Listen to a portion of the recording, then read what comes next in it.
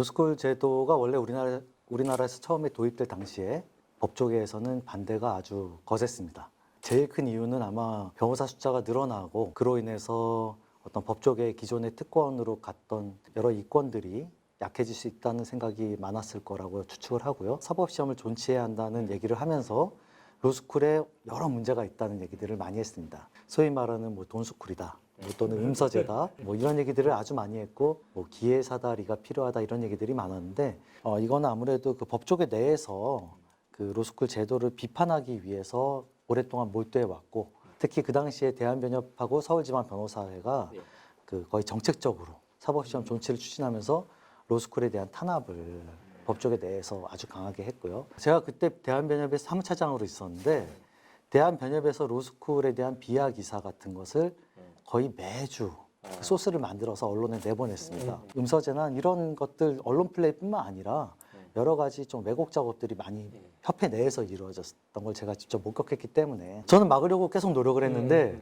일개 사무차장이 막는 게 한계가 있더라고요. 아무리 말을 해도 그게 임원들이 다 듣질 않기 때문에 그런 식의 극단적인 주장이 몇 년간 계속 언론을 통해서 알려지다 보니까 국민들이 많이 오해를 하게 된 게 있습니다. 이런 오해를 타파하는 거는 로스쿨 변호사들의 몫이 될 수밖에 없는 현실이고요.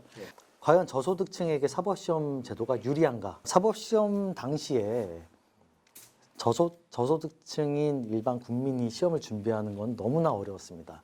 그 이유는 어떤 돈이 없다고 해서 어떠한 제도적인 혜택도 받지 못합니다. 적어도 은행에서 대출을 받아야 되는데 수험생에 불과한 사람에게 대출을 해주지도 않고요. 그러니까 실제로 돈이 없으면 자기가 계속 아르바이트를 하든 뭘 하든 돈을 벌어가면서 학업을 병행해야 되는데 이 수험 기간이 몇 년이 될지도 모르는 기약 없는 상태에서 정말 가난한 사람은 도전한다는 게 거의 불가능합니다, 사실은. 근데 로스쿨 제도를 보자면 기본적으로 입시 단계에서부터 사회 저소득층을 10% 내외를 별도 선발합니다.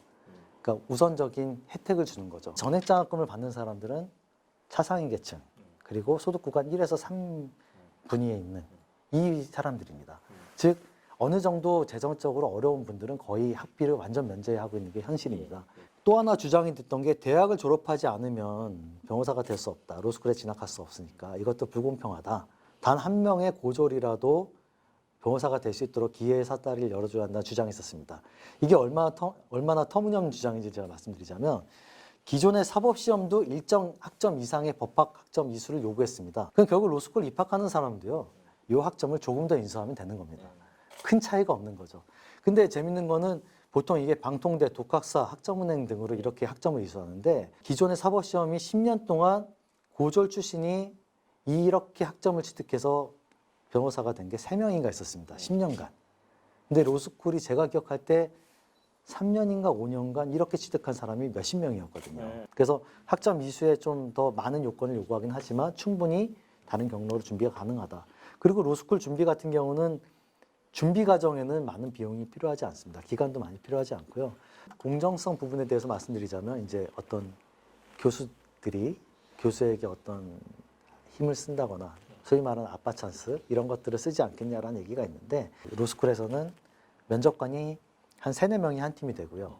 이게 한 학교에서 한 7개 내지 10개 팀 정도로 구성이 됩니다. 어느 팀에 배정될지는 그날이 되기 전까지 알 수 없습니다. 그 면접관도 50%는 외부 인사로 구성이 됩니다.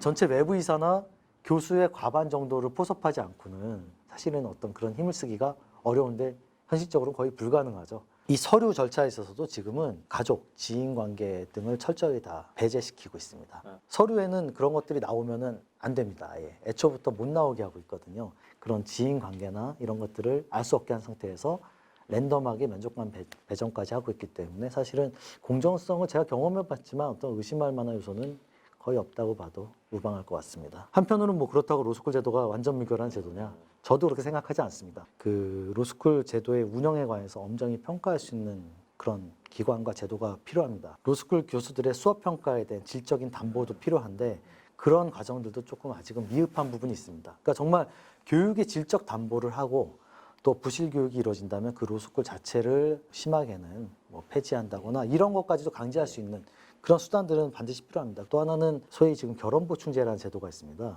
각 로스쿨은 편입학을 통해 학생들이 이동을 할 수 있도록 원래 법에 규정이 되어 있는데 25개 로스쿨이 모여서 담합으로 편입학을 막아버렸습니다. 금지시켰습니다. 근데 중간에 이탈한 인원만큼 로스쿨은 더 인원을 보충해야 어떤 학비나 이런 것들을 충당할 거 아닙니까? 그러니까 결혼보충제라는 제도를 교육부랑 협의해서 시행령에 추가시킨 겁니다. 그래서 결국은 이런 제도를 통해서 사실상 로스쿨 정원을 계속 2,000명 정원인데 2,200명, 2,150명씩 뽑고 있거든요.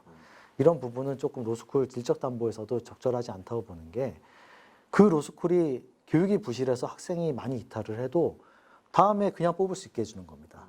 그러니까 교수들 입장에서도 굳이 교육에 더 열을 올릴 필요가 없는 거죠. 그런 부분들은 법에 규정된 편입학으로 해결을 해야지 이런 편법적으로 결혼보충제를 시행령에 임시로 해서 시행하는 것은 좀 문제가 있다. 이런 감시 시스템이나 개선에 대한 목소리는 계속 내야 한다고 생각을 합니다.